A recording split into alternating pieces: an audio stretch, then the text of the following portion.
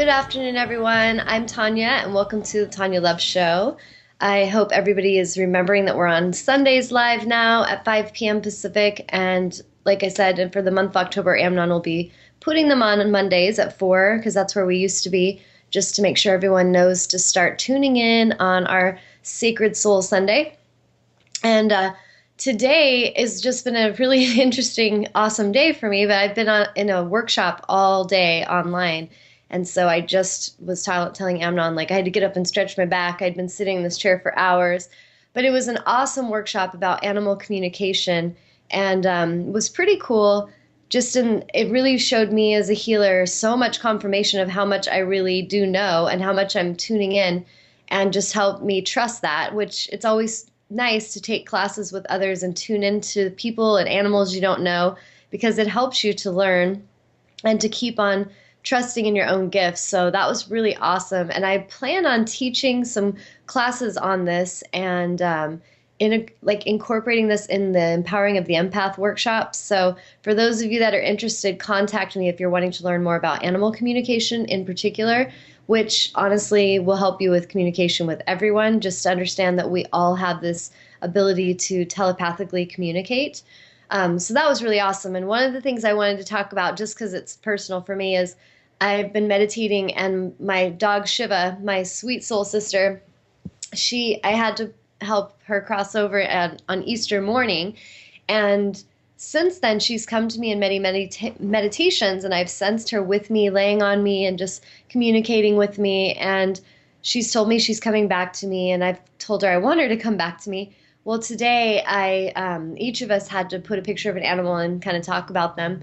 And so I shared her picture, and the group and the woman leading it all said, "Oh, I feel like she's coming back to you soon, like in the next 3 or 4 months, actually, and that she's coming back as a puppy." And I just started crying, like, "Oh, yay, I'm so excited," because that's what I felt, was that she was coming back, and it brought me that confirmation, and to just keep an eye open for how she's going to come in, just like the way she came to me the first time around was very funny, actually. Like, I did not expect to find her at a grocery store. So you got to always stay on your toes, keep your eyes open when Spirit's bringing gifts to you. And I just wanted to share that because I'm super excited to know that she will be coming back into the physical form soon. And then I wanted to share something about my cat Tiger. For those of you that have come to me for healings, for angelic auric clearings, some of you maybe have met Shiva or Tiger, and depending on when you met me, because both of them have come in and assisted me in my healing sessions. But Tiger is a pretty amazing animal healer as well. And one day I was like in my room working with a client, and he will come up sometimes and scratch the door. And he's done this before, and I've always kind of shooed him away, like, "Go lay down, don't bother us." And this one day in particular, he would not take no for an answer. He kept scratching. And I was kind of torn between my intuition, which was, let him in, he wants to help, and then my logical brain, which was, he's going to interrupt the customer, the client, and he's going to bug them, and I don't want him to bother them. And so I was kind of asking Spirit for confirmation, like, what do I do? And then the client actually said, "You know what? Just let him in. I love cats, so go ahead and let him in. I feel like he wants to be in here." And I was like, "Thank you," because I was asking for that. So anyways, I let him come in the healing room with me. And as I was working with her, he at first was on the floor, and then he jumped up onto the table and was just like watching me.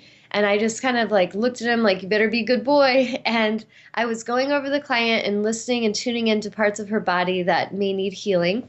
And I was guided to an area of her body, and all of a sudden Tiger jumped up on the table, and he walked over and started smelling that part of her body, and then just looked into my eyes as if to say, "Yeah, right there, that's where you need to focus." And I was just like, is this happening? Is he really like helping me right now? Because this was kind of new for me. Tiger just now showing me his healing abilities. And then as I went through her body further, he jumped up, and I was a little embarrassed because he jumped up and started smelling her like sexual area. And I was just like, "Tiger," but that's exactly where the angels were guiding me to help heal her. And he just settled there and just looked at me, and I was like, "Okay, okay." And it was amazing because as I was really letting him be an assistant and not judge, like sometimes we have this idea of how things are supposed to be or go. and we want to control the situation. And it was great for me to just practice that, releasing that, and let him be a helper for me and to be a helper for this client. And afterwards, when I shared the messages with her, she was just amazed of how accurate they were and amazed that the cat had also come up to help and assist with that healing. So I just say that because some of you out there that love our little furry friends, some of us may see them just as these animals, that are in a little fuzzy body, and that's all we see. And we think that they're ignorant, and we don't think that they matter, and they're just, something to eat or whatever. Some of us see it that way. But I have really seen animals always as these intelligent beings. And if we tune into them, they're often these like angelic beings that are in a form of an animal, teaching so much about trust and teaching honor of boundaries and free will and just helping us. And so I just wanted to share that if any of you are interested more in learning about communicating with your animals and spirit guides, that I would love to assist you with that, and that each of us has this ability. It's just that we have to tune in and start making use of it. We have to start reconnecting from the heart and the mind, the third eye, the pineal gland, the heart chakra. We need to get that flow going so that we connect with spirit in a very pure and truthful way. And then we can really help and communicate with our animal friends and help communicate with others, even, different people that are near or far. We have this ability to connect in this way. So I was just excited to share that because it was a lot of confirmation today. And I want to thank, it was Paul and Holly Marwood who were leading the workshop. And then the woman's name, I think it was like Lori Ray or something like that. And she was working with her cat Puda. So I don't know if any of you have ever heard of her, but awesome workshop. I was glad I took it. And then let's see, I was talking to Amnon. So another thing, this is a little random today, but I'm just going to let it flow. I was just working with a group in meditation this week, and in our guided meditations, I've really been helping them to understand how powerful of manifestors they are, how powerful of creators they are. And a lot of humans out there that are struggling and you feel like you're not manifesting what you want, you're not getting your desires, I would love to work with you more one-on-one or come to the yoga and meditation classes, because I'm really starting to see some amazing results with the students as well as in my own life. And it's not a hard thing, but it's a consistent stick to the path thing where as we practice daily meditation, which I've done shows in the past about the power of stillness, the power of our presence, and just coming to this quiet place of listening, as we practice that and we cultivate time for that each day, we will realize very quickly how powerful that time of imagination and dreaming is, that what I call conscious creation. It is so powerful. And each of you listening today has the ability and the power to create worlds. You have the amazing infinite power and potential to create anything you want to create. And you are doing it right now. You are creating this moment through your thoughts and through your feelings. And so if when you're looking around your environment, what you see is not what you love, really check into what you've been thinking about and what you've been feeling very passionate about, because sometimes that very deep, passionate feeling and thinking will start to pull those energies into our world more and more. And then we're like, see, I told you that was there. It's reality. And I want to say that because the topic we're going to talk about today, I feel, is something I definitely have observed, and I want to express what I see. But my intention as a soul here in human form is always solution focused. So if we're seeing something that we know needs fixed, it's kind of like we're looking at a building, it's got problems, it needs restructure, it needs some help with being restructured, or it's going to fall, it's not in alignment, then we can look and address those things and fix them and find the way to best, help support that structure or to recreate it in a whole new way. So if we're looking at the world through the eyes of what's wrong, through judgment, through anger, we can find a lot of things that are wrong out there or wrong inside of us. But if we start to look at what is showing itself to us, like what's going on now, this is very like scientific observation stuff. I'm just simply observing what's going on. And then I'm going to take that information and I'm going to focus and redirect into the direction of what it is I want to create. So, for example, if today maybe your body's not fully healthy and in alignment, and you know that, you're not going to want to dwell on the fact that you're not feeling good and talk about that a lot. If you keep talking about your problem, you keep telling everyone how sick you are, you keep talking about the issues, all you're doing is grabbing onto it and holding it and letting it drag you around energetically. So if you could see how you powerfully can heal yourself because you powerfully did get yourself to the point of being that out of alignment that you're very sick, you can reshift your whole entire experience to where you are now having this beautiful experience of alignment. And that takes sometimes some patience, because just like it takes time, like in the earth dimensional third dimension relation of time, it takes time to manifest disease or sickness, because we're focusing on stress or problems and worry and dwelling on anger, negativity, and then sickness sets in, and then that sickness could turn into something deeper and deeper until we have a disease.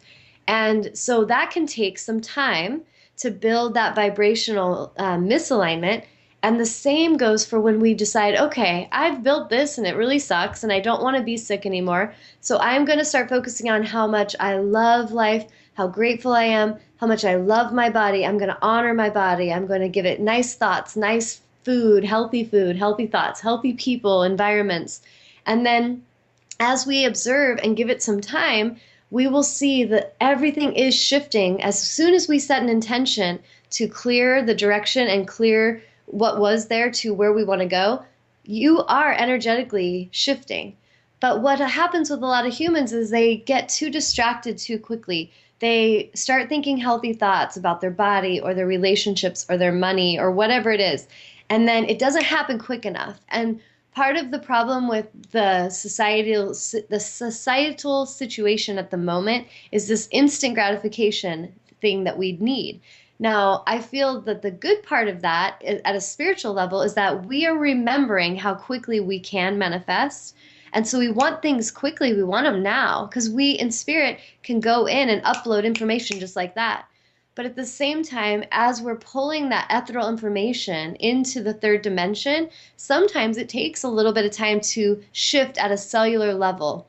And so if you're taking a little bit of time to manifest what you want, the best thing you can do is keep your focus on where you're going and what you want, what you love, rather than get maybe halfway there or even closer than halfway there and then just say, oh, this doesn't work, it sucks, forget about it. And then we go right back into low vibration, right back into problems, right back into suffering.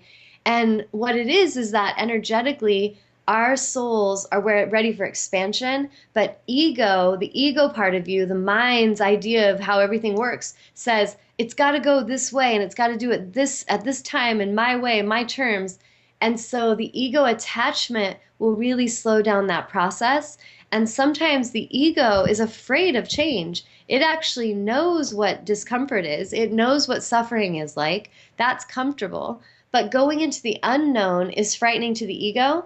To the soul, it's not frightening at all. The soul's like, let's go expand ourselves. So I just wanted to talk about that a little bit, because I've just been getting a lot of clients coming to me complaining about lack, complaining about fear, complaining about how they're doing all these good things, but why am I not manifesting, Tawnya? And the truth is, you are all manifesting. It's just, what are you manifesting? And that is a result of what you're thinking about and what you're talking about and what you're feeling powerfully emotional energy about. And so sometimes we can think we're doing ourselves a favor to get all passionate and fired up about something. And I definitely have gotten there. I will get fired up about things. And it's okay to feel that emotion if there's anger comes or experience touches us to bring us wisdom of what we need to see. This is important to address. But staying attached to that anger and in a passionate way too long can start to really disrupt the vibrational energetic field of the body and can start really stressing the body out. And then there's sickness comes into the body. So it's kind of like if you've been, because I've gone through this, but you go through a divorce and you're fighting with your ex and you're in courts and you're battling it out. That energetically can take a toll on a body. And so sometimes it's best to just vibrationally do the work in meditation and vibrationally focus on what your end result goals are for the highest and best for all involved. and then to just walk in with ease and grace and speak truth without fighting. And that I feel is going to take a lot of awareness for a lot of souls, because so many of us are taught that we have to fight for everything. We have to work hard. We have to fight to get what we want. And often that can actually be counterproductive. So I just wanted to address that as we go into our topic today, because my intention is to see what's going on and to address it, and then to focus on the solution. How can we be a part of the change? How can we call forth a vibrational shift so that this issue that we see very clearly happening around us can heal and come into a higher vibration of alignment? So I just wanted to be clear on that. And I will pause for just a second, because if anybody wants to call in today, the first caller I will do an angel reading for, if you'd like an angel reading. And we're going to be talking today about the sexualization of girls and objectification of women in general. And what does that mean to you? And what are you noticing in society as you're, I've had discussions this week. I put it on Facebook and I had a bunch of people respond. It kind of surprised me. Maybe not really, but I was pretty impressed how many people really had stuff to say. And I just feel like it's time for some changes on these things. It's time for a shift in how women are viewed in general, how we're viewed and how we're treated because we're simply female. I just feel it's time for change. And I would love to pause for a moment and give you a chance to write in any questions or comments, any of your observations you'd like to share. And Amnon, I forgot to write down the number, so will you share the number in case they want to call in? 919-518-9773. Or if you have Skype, Computers 2K Voice. Okay, and will you say that number one more time? 919-518-9773. Okay. So is anybody writing in yet? Nope. Okay. Hello? Eileen, do you have a question? Oh, yes. Hi. Sorry, I just wasn't sure how to, respond or when to proceed just because I was on the line. I didn't want to go interrupt. ahead and talk to us. What do you have to say? Yes. Well, this is, of course, such a big topic. And I'm really happy that you're going to be expressing some wisdom on this topic today, just because I feel like it is important to speak about these issues as much as possible, since there is a major shift on this planet right now with the divine feminine returning and, the power of women finally returning, which is exciting. And I guess a question or maybe an experience I can share, just because I feel like I have so many. I'm very young. I'm only 21, but I feel like most of my life I've just had to learn so much about, the way I was treated and the way I was viewed for being a young girl and then for being a young woman. Yes. And as far as more specifically sexual objectification, one thing I can speak on that how it really affects young girls is that from a very young age we're teaching them that they're only important based on how they look. And for everyone out there, if you ever want to watch a really great documentary, it's called Misrepresentation. So it's kind of wordplay on the word misrepresentation, but it's MISS representation.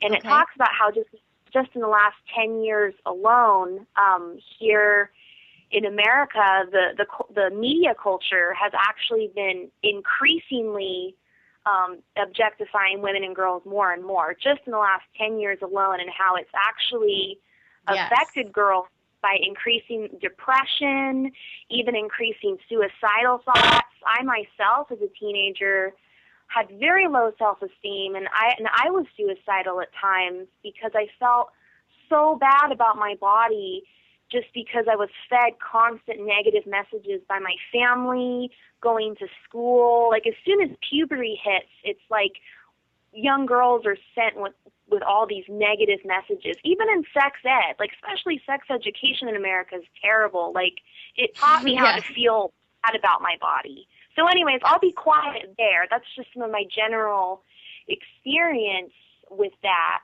I feel like that's defined a lot of my life. It's just been healing and coming out of that and empowering myself and educating myself.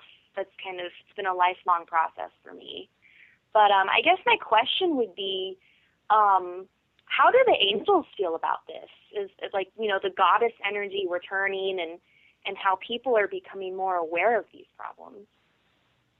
Okay.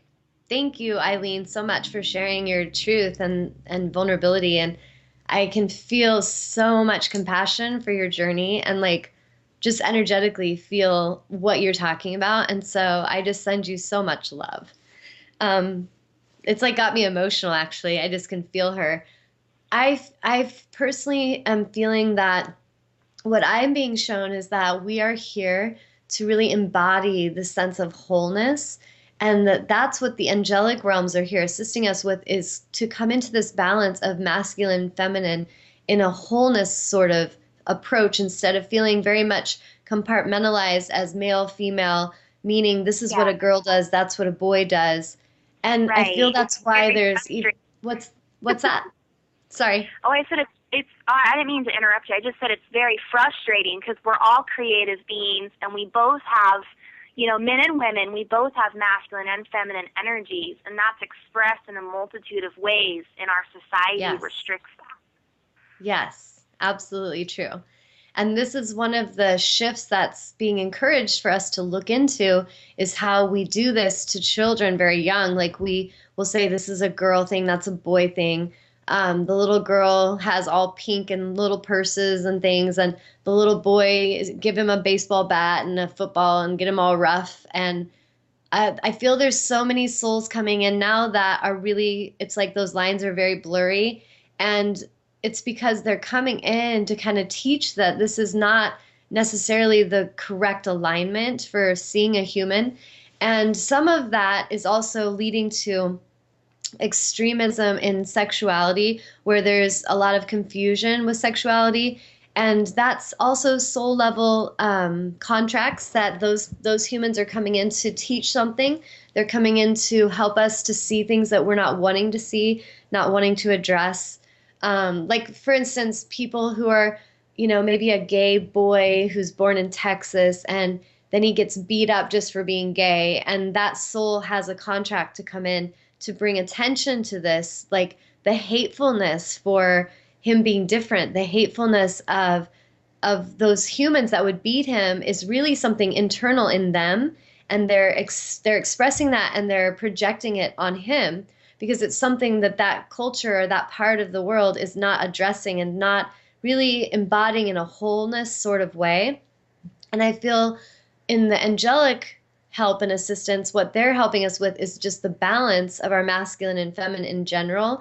And Archangel Raphael is helping with that so much, where he is coming in to help us balance our masculine and feminine energies in ourselves, so that we can see ourselves as this powerful creator without it being in a sexual way. It doesn't need to be masculine feminine in a girl boy way. It's more masculine feminine, like a battery, like one's the receiving, one's the giving energy. So there's like a working vibration, a higher like sun heat energy, and then there's receptive lunar moon energy. And this is in men and women. So as we come into a greater balance of understanding that, we'll balance ourselves, and then we will honor that in each other much more.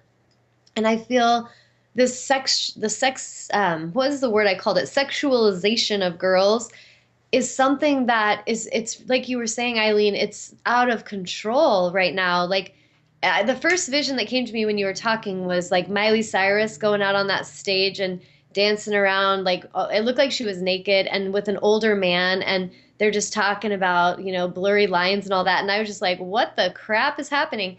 And I didn't see it on TV, but I saw things later circulating about it. And I've just sat, just like you, as a girl, I've observed how I was treated as a girl, I was always very athletic, very strong, but also the girly side of me, that feminine side of me, which was called girly. And I just remember so much being taught to me of limitation because of that. And there was like this little warrior in me always that would just kind of, I would race the boys.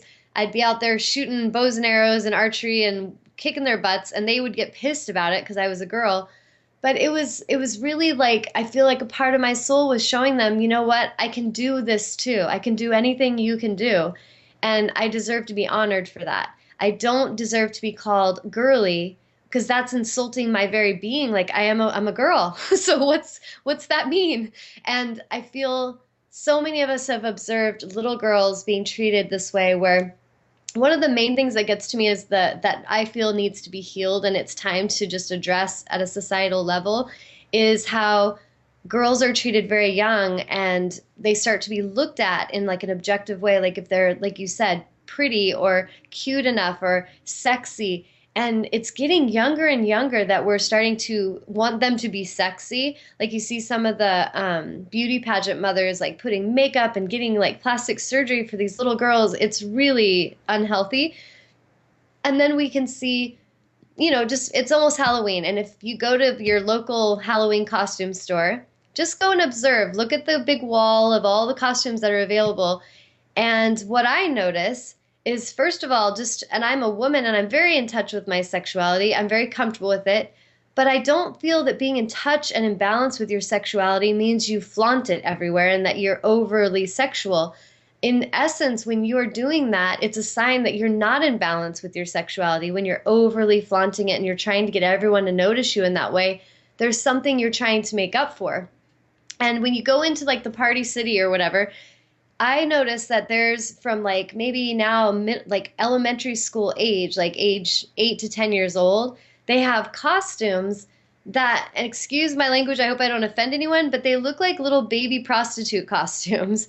And I'm just like, what the hell is happening when I see that and see mothers wanting to get that stuff for their little girls and seeing these young teenagers, like we just took my son to his homecoming dance last night. And I don't judge the girls in a negative, like I don't love you or approve of you way, but I see some of the girls that were standing there that look just like in movies when we see streetwalkers, really, really short little leopard skirts, like barely covering their butt. And I was just like, what is happening? Like that's like a ninth grader, you know? And so there's so much going on right now. And I feel like in society, if you look at it, it's in every one of our senses. It's being fed to us. There's the music, what you're hearing is sexual. It's all sexual, the trendy top 40 music. And then you see in the movies, like the sexualization of young girls. We can see it in the industries where, like Disney's station is notorious for this. I've observed how they will take a sweet, innocent, talented child and about middle school, high school, they start really turning sexual. And then they come out and they're just this wild, loose cannon of a young girl trying to figure out her own place in the world. And I feel that this greatly affects the self-esteem of women because if you're constantly, like Eileen stated, being looked at as just if you're pretty or sexy as an object, then I just feel like what is insulting to my soul about it is that there's so much beauty and talent and gifts in myself. And I'm sure Eileen agrees with this. Like she's got these gifts and this beauty and this intelligence. And yet often in society, all you're acknowledged for is if you're cute or what you were wearing or how hot you are in a certain environment. And that to me is so limiting to what women are here for. And so, yes, I do feel there's a great need for shifts at an energetic level. And we are going to be participants in that because for one thing, if we came in and we were being treated that way, if I was a little girl, which this happened where I remember one day going to the beach with my family and this guy that my dad worked with sat in the back of the Suburban and we're driving to the beach. My brother's sitting over to one side, I'm sitting to the other, and the guy's sitting in the middle. And I remember him putting his hand on my thigh and I was so freaked out. And he just like rubbed my thigh and just looked at me like, I fucking own you. And he in a way did energetically because I was so quiet. I just froze and I was terrified. I didn't know what to do. My dad's sitting right in front of us and the guy's just talking to him. And I was just like angry. I was so angry. And I feel like this stuff happens to little girls all the time. And partly what needs to shift is, first of all, this, like, us saying these messages, and maybe there's some mothers listening or some little girls listening, some dads listening. It's going to change on all levels. Like, the parents need to tune in and pay attention to how their children are being treated. They need to tune in to see how they're treating their children. If a mother's out of alignment and she's not in balance in her sexuality and health, she's not going to probably look out for her daughter in a protective way. If a father is out of alignment and he's looking at the high school girls while he's going to drop off his daughter, he's out of alignment, and that's going to really cause issues. And that daughter's watching him and learning so much vibrationally. So we all are going to be a participant in this shifting. And a lot of it's going to be when we really are coming to this place where we honor the feminine. Like, I see the feminine energy as the creatress. Like, we are the ones that give birth and bring life.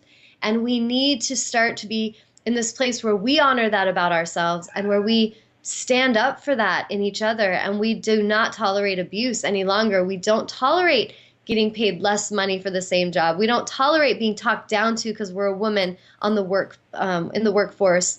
I have women that come to my healing circles that, one of the girls, she owns her own construction business with her husband, and she has a pretty tough job where she deals with, she calls it dicks, which she cracks me up, but that's her words. And she's like, I really deal with these dicks every day, Tawnya. And I was like, well, I send you love, girl, but I said, you got to so be in your power to show them that being a woman does not mean that you deserve to be talked over or walked over or pushed around energetically because you're a female. And if you're their boss, you're going to have to really show them that. Which is going to be the best thing, is when we start to really show our power in our feminine, graceful, powerful way, and not feel like we have to become a man to get the respect of men, because then we've kind of lost the game already. So I just feel like there's so many levels of this, and today maybe just as the kickoff conversation of addressing it and just bringing it to the light so that it's seen. And big picture, I know the solution focus is to make sure we are loving ourselves and that we are not tolerating abuse another day, no matter what form that comes in, for ourselves, for our daughters, for our neighbor, any child, any girl that you see treated this way. Speak up, say something, look out for them, educate those girls, tell them how much they matter, tell them, like, when it gets me kind of emotional when I think of my daughter, I will have conversations with her of how much she matters just for who she is. It is not about if she's just cute or, if she looks good in a short mini skirt, like all these things that she's just entering high school and seeing. But she's got to learn that her gifts and her strengths and her magic is what she's here for. And it shouldn't be just something that's about sexuality. And, that's something, like I said, we all are going to be a participant on. So I'm going to pause for a second, see if there's any questions or feedback in regards to that, what I just said. Oh, yeah. Okay. All right. Yeah. Leanne has a few points here. She said, I think that early religion did a bad deal to women. We currently call it the witch hunts. Mm-hmm. It lasted for a couple hundred of years. And I believe it had to do with with controlling the pagans, which were led by women. But I think we still haven't gotten past the suspicion of strong and powerful women. Yes. I think that she just nailed it. There's a book we're reading in our Women's Sacred Soul Sister Circle, and then we're going to be discussing in December, and it's called The Red Tent, and I completely encourage you to read this book if you're open to it.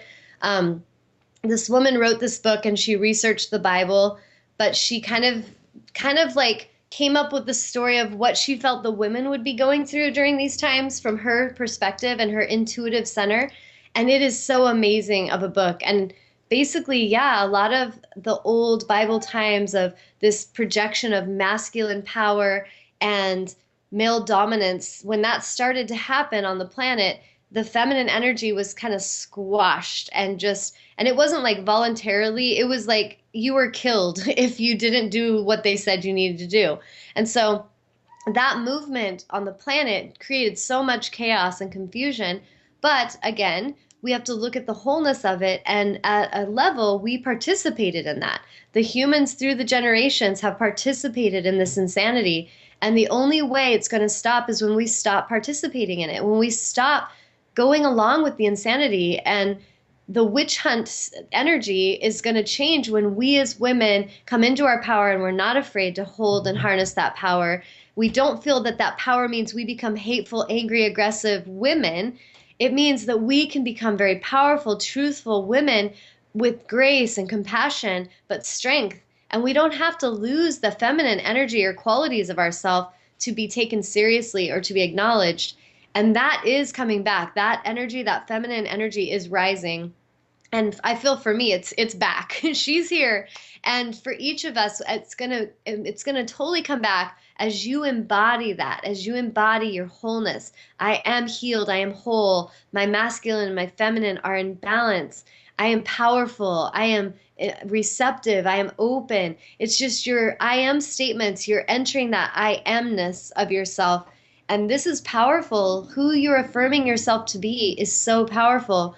So some of these women that have gone through the witch hunt energies in the past lives, a lot of them in my healing circles have been killed for being in their power. And so some of what they're moving through right now is we're shifting and clearing so much of the past life memory, that cellular memory of you could get killed for speaking your truth, or man, I think I got drowned once because I was just magical and I could heal with plants, or I remember being burned at the stake and I think they were just angry because I knew things and they didn't know how I did, so they killed me. And so I deal with clients that go through this stuff all the time. And so that's, if you're there, just be patient with where you're at and know you're exactly where you need to be in your process. If you're going through it alone and you need help, contact me. I can help you with that stuff. But the point is to tune in vibrationally and to help yourself be open to whatever needs to surface inside of you at a cellular level that you've tucked away, whether it's a gift, an awareness, or it may be a pain or a worry, a fear. You want it to come to the surface at this time because this is a time of remembering. We can remember where we've been, what we learned, what did we gather, and then we want to clear the pain and clear that fear so that we don't recreate it. Because again, it's very simple. What we think about and what we feel, we make real. And I just put that on Facebook today. It just popped in my brain. But if we're holding a thought, we're holding a vibrational feeling long enough, we are creating our so-called reality. Whatever we want to call reality is on its way. So those of you that are manifesting powerfully what you love, you are just really great at focus. You are amazing in your abilities to master your focus. So you, like just the other day, I'm going to use this as an example because I feel so many get caught up emotionally about money for some reason, and money is no different than anything else, but we do. And so for the last, I'd say maybe week and a half in meditation, I have gone in consciously and I have been sending love to my own body and healing because of things that I know I'm clearing with, family situations that have been going on. So I've been very conscious of that, those patterns that are clearing. And at the same level, I was focusing on manifesting abundance because I hear around me all the time, you have to work hard, you have to go to college, you have to go work for somebody, you got to do all these things, and then you'll be safe and secure. I feel like it's complete crap for my soul because it doesn't feel right, and so I'm not going to do that. And I did do that for a long time, and I didn't really manifest much abundance. It seemed like I was spinning my wheels, not really getting anywhere. 1 second, because my Mr. Tiger Cat wants out of the room. So 1 sec, guys. Go ahead. There you go. Go ahead. Go ahead. Go ahead. Okay, sorry about that. So anyway, what I was doing for like the last week and a half was focusing in meditation on just visualization. In my mind's eye, I would hold a vision of my goal is like, I'm going to manifest $1,000 a day. Like, why not? Let's play with that. So I visualized getting checks written to me in a certain amount of money on a certain date, and then I leave who it's from open because I don't want to mess with free will. So you leave that open, and then you just write, it's for my mentorship, or it's for a healing session, or for a workshop, whatever. So I was visualizing that, and you want to do like 2 or 3 different scenarios. So see yourself visualizing that, then maybe hold a vibration of if you're leading workshops, like you have filled classrooms of people who really love what you're teaching, and they're there to support you, and they're ready to learn and know what you understand. They love you, they support you, they honor you. And be very clear with the kind of humans you're calling in. And then visualize, maybe you're at the bank cashing your checks and you're so excited, or you're talking to the cashier about how you manifested all this abundance through healing. So the point is, you're going to have a few different visualizations that you see clearly, and you're going to feel them as if they're real. Like you are at the bank, you're signing your bank number on the back and signing the check. It's very real, and you get that sensory awareness. And then you want to imagine sending that image, that visualization, to the back of your brain. And it's kind of like you see a TV screen on the back of your brain where you can visualize this projection of your new reality, and it's being projected out into the universe. Like, this is my new reality. And then you let it go. And you just practice this every day for a few minutes. Just go back and get that visualization, hold it vibrationally, feel it, project it out to the universe, let it go. And every day when something comes to you that you feel grateful for and that you are vibrationally attracting to you, maybe it's a little glimmer of that dream, get excited and say thank you, talk about it on Facebook, tell everyone how excited you are, how eager you are for your dream to come true. Keep your vibration high in expecting it to show up, in being excited. Like a mother pregnant with a child, you are so pumped for when the baby's born, and you're ready and you're eager for that birth to happen. That energetically is you. There's no doubt in you that this is coming. You are like, that's mine. I've owned it. I claim it. I've called it forth vibrationally. And every day I'm just excited for it to show up. And I did this for a week and a half. And yesterday, I didn't hit the $1,000 mark, but yesterday in 2 hours, no, it was like 3 hour period, I was teaching my workshop. And from teaching my workshop to other money that came in that evening, I manifested $900 last night in a couple hours time. And so to me, it's kind of like, I don't say that to brag, because I've gotten people that kind of don't get me. Sometimes they're like, Tawnya, like, it seems like you're bragging about stuff. And that's not me at all. I feel like as a teacher, I'm here to show you that how I do it, how I hold the focus, how I do manifest. And then I also feel it's so important to share it, to tell the world, hey, this is freaking awesome. Look what happened. Like, my dream came true. And I'm going to keep doing that and keep helping others to stay inspired that their dream also can come true. There's no difference between me and another except for focal point and holding that focus. If I master that focal point and I don't get distracted, I will manifest anything. And I do all the time. I manifest things I want. I see humans that struggle, and what I watch them show me is, as they're even talking to me, oh, Tawnya, it just doesn't work. I'm just frustrated. Like, you just don't understand. And then they want to go into their story. They want to keep talking about their problem. They want to keep talking about the lack. They want to talk about how they used to have stuff, but now they don't. And I'm not judging. I'm just observing and telling you clearly what I see. And what I do differently is I don't do that. I don't focus on the problem. I don't focus on the lack. I don't talk about it. I don't expect more lack. I don't complain about how it used to be abundant and now it's lackful. And I just focus on the abundance. I focus on what I'm ready for, and I create it. And so I want to share that with you, because each of you out there, I feel a lot of you are really wanting to understand this. And this is a big part of coming into your power, is learning on the planet right now that you have the power to create worlds. You absolutely have infinite potential and possibility of creation within your mind, within your energetic field. And it's just about where you hold your focus that's going to create. And so how do I bring that back to our topic today? If we each hold a focus of this planet shifting every day, even if we see bullshit everywhere we look, oh my God, look what's happening. Look at how that girl's acting. Look at how that guy's treating that girl. We speak truth. We express ourselves, but we don't get too bent out of shape about it to where we lose vibrational alignment. We see it. Yep, I see it. It's still in the movie. Let's come back to the drawing board. We are creating a new world. We're creating a new focus where women are treated with honor and respect. Women are seen and honored and valued for everything they are. And if I'm in the environment with someone who's out of alignment, I am not afraid to speak that. I will call them out and say, hey, that is out of alignment. You are not treating that person with love or honor. Or maybe it's about myself. I don't feel you're treating me with love and honor. I will not tolerate that. I say that because I had a conversation with my beloved yesterday, actually, and we got into a little disagreement. And it was a harmless thing, but it was really painful. I mean, it was harmless in the big picture, but at the moment painful. And he had a moment where he didn't understand what I was feeling or where I was coming from and got defensive, and I could feel it going there. And I was like, hey, I just feel like you're getting defensive. That got him more defensive, more angry. And next thing, he was like talking down to me. And he doesn't do this usually. And this like warrior part of me was like, you will never talk down to me. And it was just like powerful. And I was like, you will never speak to me in that way. And I just was so in my power. And I was like, I love you, but I will not tolerate that. You are out of alignment. And then I just said, I love you. And we will talk about this when you can be centered in love. And I disconnected from the phone call. And later that night, we made up. He totally understood. And I told him where I was sorry for, you know, how he had misunderstood me. And we just, everything was perfect and beautiful again. But there was that part of the day that was tense.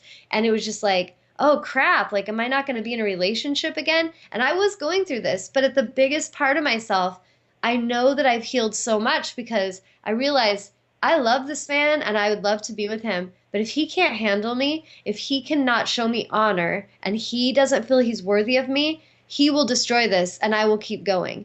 And I feel that the deepest part of every woman listening today, you have to do that healing work. You have to get to that place where you know you're worthy and you know you're valuable. And if it's at a job and they talk to you crappy, leave that job. First of all, talk to them and communicate your truth. And if they continue to treat you less, go. There is something better waiting for you out there. If you're in a relationship and you're talked down to, disrespected, and you communicate it and it's not given, there's no respect given back, don't stay in that environment fighting until you become sick with cancer. You need to see that that disruption and that energetic misalignment is upsetting you vibrationally, and you need to value yourself. And so when we come back to the biggest shifts going on the planet, it's self-love. It's self-love shifts. And the angels are here to teach us to love ourselves. They are here to teach us to honor ourselves and to honor each other as well. But we're not going to be able to honor others until we know how to love ourselves. If we're hating some part of ourselves without meaning to, we are going to project that outward onto others. And so when we see all this misalignment with women and how girls are treated, there's some part internally of the humans that are hating some part of themselves. And so they're allowing this to continue. And so we need to be, each of us, very awake and aware and active participants in shifting all this. So I'll pause. Anything else? I don't think we have enough time to read everything. What's that? I said I don't think we have enough time to read everything here. Okay. Well, is there any? You want to pick something? Well, yeah. I mean, I'll go fast. Leanne says on slightly different topics. I think it is very normal for teenage young women to need extra attention. If they receive inappropriate attention, which meets that need, they don't have the experience to know how to deal with it. I think it's important for adult women to make sure to set boundaries that teach young women what is important. Yes, I agree.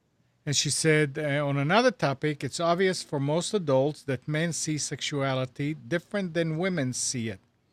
They are doing the best they can. Yeah, I know we can. I know we are. It is important for women to know that it is okay to be your true self and not bend to meet the needs of others. Extreme self-care. We must take care of ourselves adequately so that we have the ability to help others.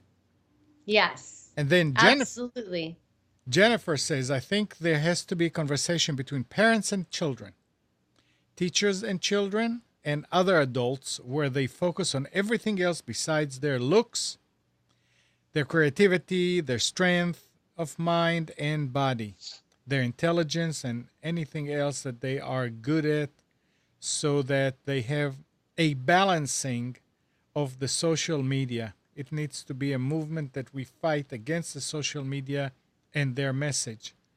And she said, I also think that boys need to be taught differently. Yes. They are often taught to objectify and demean and talk down to girls as they are superior. Boys need to be taught the opposite, about everyone strengths and positive attributes, including their own. And I feel that's going to happen most powerfully in the home, like that child watching how his father speaks to his mother, that child watching how, when the mother's out in the world and she's talking to the car salesman and he just talks to the dad and acts like she's invisible. Like these subtle things that happen every day where women aren't really given the same honor and respect. These kids are watching it all. They're picking up on everything. And then they're basically just projecting and mirroring it back to us. So absolutely having these conversations with children and helping them to see their wholeness and see their value as a soul. And I feel like really in education, in schools, we're learning so much, but really not hardly anything we really need to learn. If we taught the children how to connect with their heart chakra, how to connect to their pineal gland, connect to spirit, how to discern energy, how to interpret their intuition and to really honor their own soul, that would be a pretty good starting place. But we don't even really hear about that happening in the education system. It's mostly teaching them memorization and just like little soldiers to do what they're supposed to do and pass tests. And so when we look into that kind of thing in the bigger picture, a lot of those structures need to be reevaluated and not yell and argue and fight about what's wrong, but shift over here to the creative, that drawing board again and start visualizing what would be an amazing way to teach children. What are they missing? What do we see as adults that maybe children are missing? And tune in and listen to those children, ask them questions, ask them what they're feeling, what they're sensing, and observe also where they're blocked, where they're numb because of all the social media. They're numb from the video games, the sexualization in video games and violence, and how it's kind of like just become normal. We actually say that's normal. It's a teenage thing. And it's really not a normal thing. It's what's happening as a result of a lot of numbing devices and distractions that are being given to children.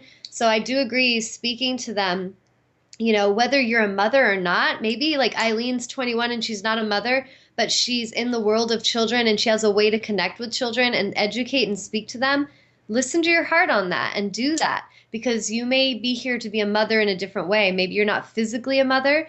And then some of the physical mothers that are disconnected and they're wounded, do your healing work. It's time to heal yourself, because if you keep prolonging your own healing, you're just projecting that on a new generation. And you need to do that healing work and be that leader, the aligned example to your children to help them see that it is possible to be in your power and heal.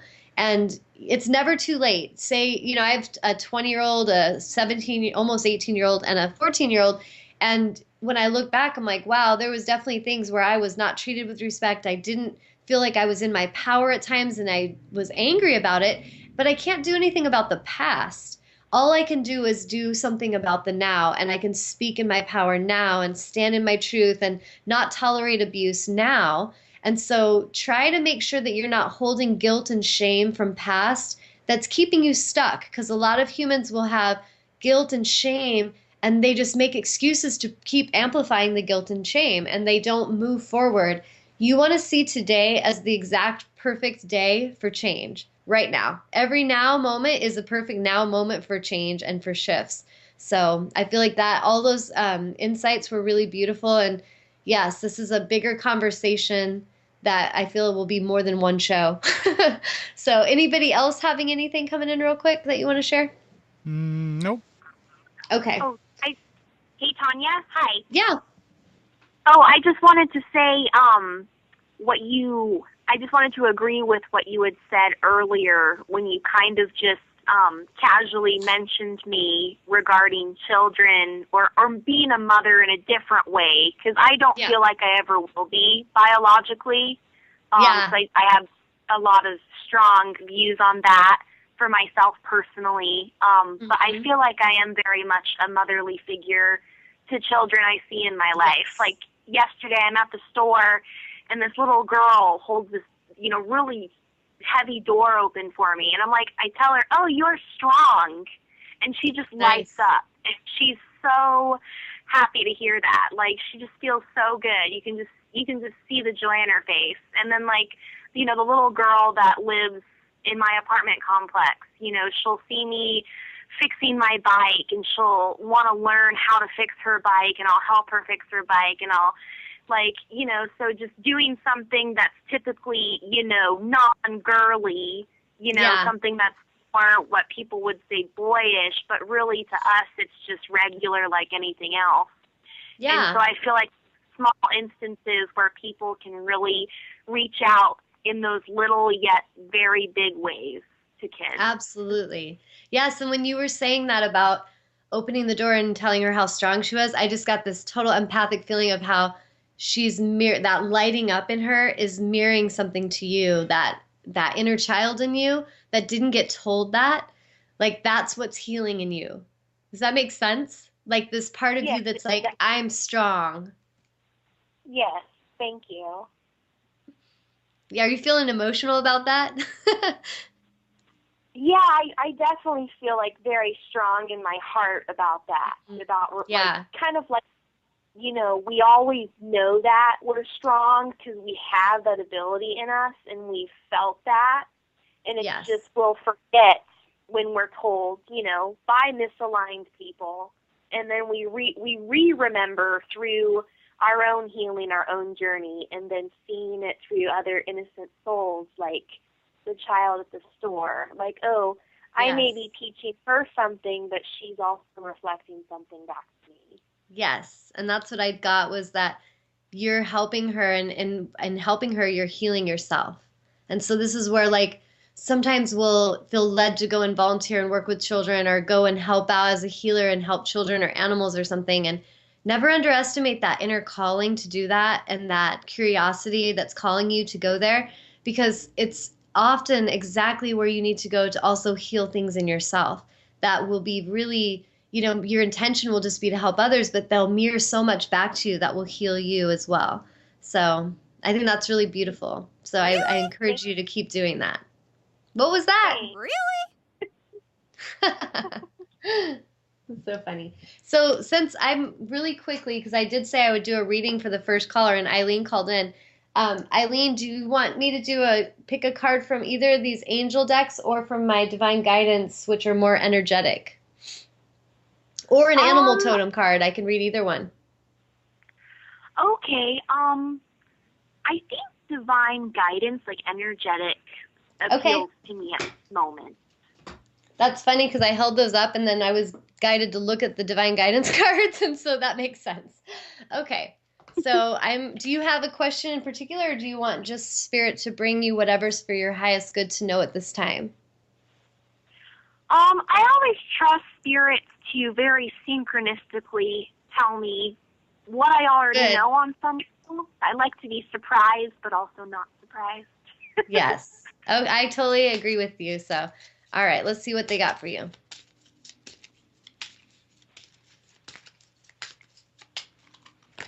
Okay. So I've got two, which it's funny because one of them makes so much sense to me right away. One of them, it looks like this, and it's number 43. Okay. Let's see here. Remember, she can't see these. Oh, she can't. That's right. Well, guess what? It's really beautiful, and it's an earth angel. Go figure. Oh, cool. Thank you. Okay. So I knew she would know that because I know she's an earth angel. So this one says, you truly are an earth angel. So this is a message from you, Eileen, from your angels in the universe. So just kind of close your eyes and not only listen with your ears, but listen with your heart and every cell of your being to this message, okay? Okay. You are truly an earth angel. It is time to recognize and honor the beautiful spirit that you are. Once we are incarnated, we forget who and what we truly are. Now is your time to remember, to claim your wings, knowing that you really do make a difference in the lives that you touch. You have many loving angelic beings with you to support you on your divine path. Feel safe in allowing yourself to follow the path that you are guided to walk. Whatever that path may be, you are ready to spread your wings and fly. What do you feel about that one? That is just completely spot on in every way. Because, you know, so many times in my life where I experienced just so much, during extreme challenges in my life, when I experienced deep pain or sorrow, and I was just wondering, like, gosh, is it ever going to get better? And, it was during those moments that I would always receive really strong signs, like usually through numbers. Yeah. And 444 is the one that started appearing to me like 3 years ago. Like, that's the first one I saw for a long time, and I still see. And that's the one that will come up during challenging times. And when I was 17, and I was just, figuring out things about myself, and I had been interested in spirituality since I was like 12, but it was at 17, after going through like really abusive foster care, that I honestly didn't feel like going on, because I just had no one cared about me, and I was a runaway, I was homeless at times, and I was just so lost and trying to understand, like, why is all this happening to me? And then I came across Doreen Virtue's Earth Angels book on the shelf. Like, I was at Barnes & Noble, and it literally fell off the shelf into my face. Nice. And I just thought that was just a very magical time in my life where I started discovering that. Well, remember that every moment is the potential for magical time in your life. So remember that feeling of magic and know that's still here. And what I'm getting is that there's an energetic and cellular pattern that you need to clear, connected to this abandonment, connected to the neglect and the abandonment. And once you clear that, and that you need to clear that, because it's almost like you have a fear you're going to manifest that homelessness again, and that being just on your own and no one cares. And you got to clear that vibrationally. Once you do, I feel an intuition right when I was reading this card is I kind of got a vision of you, not just like figuratively like spreading your wings, but like almost like I saw a bird, like its wings open and it's flying away. And I felt you're being guided to leave your home environment, the environment you're in. You really need to talk to your angels and ask them to guide you to a loving, beautiful environment, and to think and picture bigger than you've had. Because what you've had, it's like, the comfortably uncomfortable of what you kind of expect you deserve. But it's time for you to dream bigger and to thank them for illuminating the doors and opening them, because your environment is really important to you in coming into your power. And staying in that environment is not good for you, is what I'm getting. Thank you. I've been feeling that for a while. It's not working here anymore. It's really not. And it's really time for you to fly, Eileen. Yeah, and I think that the pattern you're speaking of is why I'm here again, because it was kind of a wake-up call that it's something that needs to be cleared. And that's something I'm finally coming to terms with, like, there's a reason why every few years I keep cycling back into the same situations. There's something there that's really trying to speak to me, and I need to release it. Yes, it's an energetic pattern that even, like, it's good that you're at the place where you're having conscious awareness of it, but it's something that it won't be that hard to clear. It's just having the awareness to clear it, and then to start dreaming bigger, because, like, the tendency is to dream smaller, even though inside of you, your spirit's really been pushing on you. Your soul is kind of like, screw this shit. We're here to do some amazing stuff. Let's go. And then your ego's kind of like, but I don't think I can. I don't know if I'm strong enough. I don't know if I'm capable enough. And your soul is like, hell yes, you are. And so there's like this inner battle that's happening in you, I feel. So as you really listen to your soul and go in that direction, since I know you're local, if you feel led to come work with me, call me later and we'll work out a time to do a clearing. But if not, and you're not feeling that's what you're meant to do, you just need to focus on how you're meant to clear that, and that will serve you. I just can feel in my soul that's what you need. And as you clear that, you will be clearing that rubble of that old building so that you can build the new beautiful building. And you deserve that. It is your time. Thanks. Mm-hmm. Yeah, I feel so. I feel like it has to be very soon. And it's also tied to my manifestation. Like, this pattern is also tied to that as well. So it's like, well, I do want to come work with these healers, and I do want to, experience more. And I do want to get that really great job of caregiving and, other things. It's just that whole pattern of not feeling You got to worthy. clear it. Yep, Yeah, you got to clear it because it's kind of sure. like the unseen energetic pattern that creates sabotage for you. Like you'll know a feeling and then you procrastinate too long and then you doubt yourself and you question. So when you get that feeling like this is really something I need to do, go do it right away. Like get on it, go do it. And claim it. You're right. That's exactly what I do. I procrastinate and I'll push away opportunities, or I'll self-sabotage. Like I'll be working really hard towards something, and like say if I finally do earn a lot of money, like my past issues have been, I used to have a great amount of money. I had a great savings. You know, I was going to school and I was enjoying school and I felt really motivated towards that, but I lost my direction and I had this self-sabotaging tendency to like spend my money. And so then now that I'm trying to manifest, I've had this guilt of like, well, if I manifest money again, what if I just spend it again? But that's something I'm changing too, because that habit is something I've released. I don't spend a lot anymore. And so now I'm like, okay, yes, I do deserve abundance because I've forgiven myself and I've changed that habit. So, well, in big picture, when you manifest abundance, it's just an energy exchange. So when you manifest an energetic exchange, a way you share and trade energy, you're going to spend it. You're going to want to spend it. That's what it's for. So if you can clear that guilt, some part of you that holds guilt about being able to get what you want and receive, that is going to be powerful for you, because the reason you manifest abundance is to get things you want. That's why you want them. It's because you know at some level it would make you feel better having them. Maybe you want a nicer home, or you want to have a nice car and you want to get around town or buy a nice dress. These are all things that are coming from your desires and you deserve them. And you do have the ability to balance it. I think because there's that pattern of not being good enough that you've gone extreme in the shopping at times, and then you feel the guilt and then there's lack. And that's coming from that misalignment. It's coming from that imbalance. So as you come into balance with that and know that you are worthy, you'll be able to manifest and to spend your money in a very like in a more balanced way that serves you.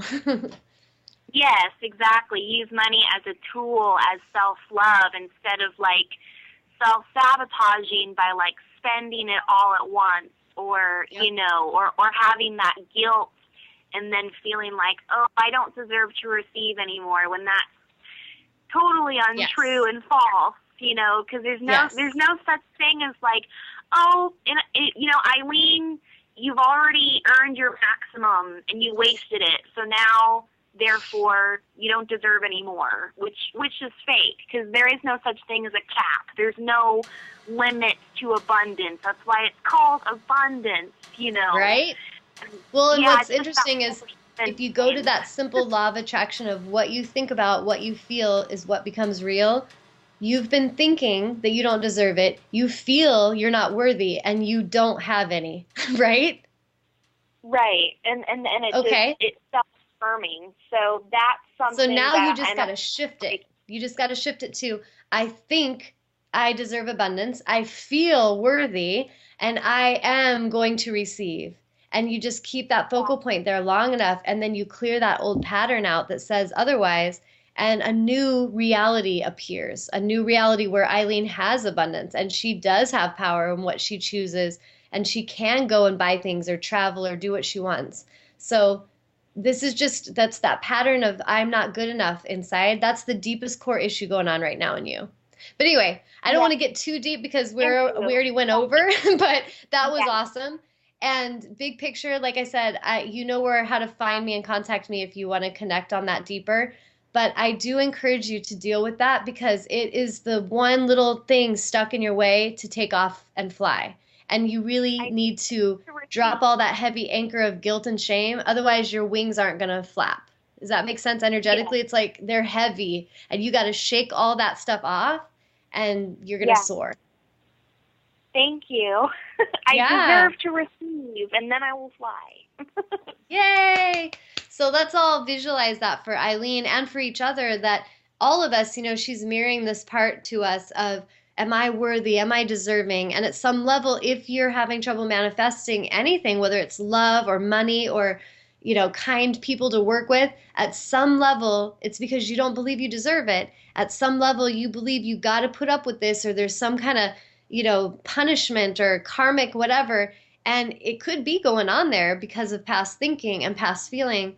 But it's always a perfect moment to see that stuff, clear it, drop it, and focus on what we want to see and feel and create next. So thank you so much, Eileen, for calling in. And thank you, Jennifer and Leanne. And I think that's all the people that shared today. And I really appreciate you taking time on your Sunday to connect with us and to connect on these important topics. I want to thank every one of you who takes the time to tune in, who shares, that we're having shows or that I'm having events on Facebook. I so love you for that support. And I know that we're all in this together. We all have this greater mission to help humanity. And I thank you for your part that you play in helping me reach others. So thank you all so much for tuning in. And next week, we will see what the angels have for us to discuss. But in the meantime, let's just be powerful women. And if we're men, let's treat our women with respect and realize that they are the creators and life givers, and that they are this beautiful, intuitive energy that we can learn so much from if we show honor. And as men, let's also realize that we can balance that inside of ourselves, that the women's intuition and that sensitive, feminine gracefulness can be something that we embody with our strength. Whether we're male or female, we can embody that feminine and masculine energy in balance, and it's going to serve us as a whole on this planet. So I thank you all for tuning in. I love you so much, and have a blessed and beautiful day. Nice one, Amnon.